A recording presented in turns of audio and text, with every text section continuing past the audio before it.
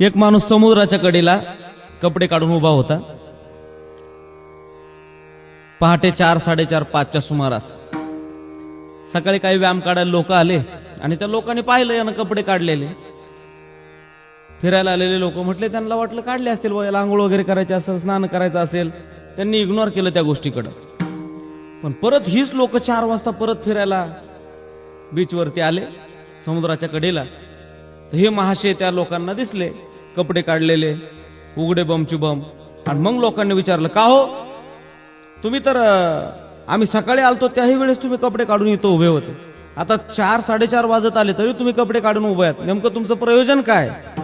तो म्हटला, काय नाही, मला या समुद्राचं स्नान करायचंय.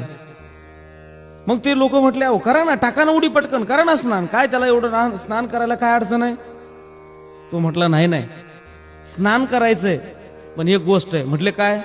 म्हणले, या समुद्रातल्या ज्या लाटा आहेत ना, ह्या लाटा शांत झाल्या की म्हणले मी समुद्रात उडीच मारणार आहे. लोक म्हणले, काय तुम्ही डोक्यावर पडलात की काय? समुद्राच्या लाटा कुठं शांत होत असतात का? आणि समुद्राच्या लाटा कधी शांत होणार आणि तुम्ही कधी उडी मारणार? संसारातलं सुद्धा असंच आहे. संसारातल्या सुद्धा लाटा कमी होत नाहीत. कोणत्या विषयाच्या? या विषयाच्या लाटा कधी कमी होत नाही. प्रत्येक वेळेस माणूस म्हणतो, नाही आता यावर्षी मी पंढरपूरला जाणार आहे, आता काय करावं, यावर्षी आमची मुलगी बाळंतपणाला आली, नाही म्हणले आता पुढच्या वर्षी जाऊ.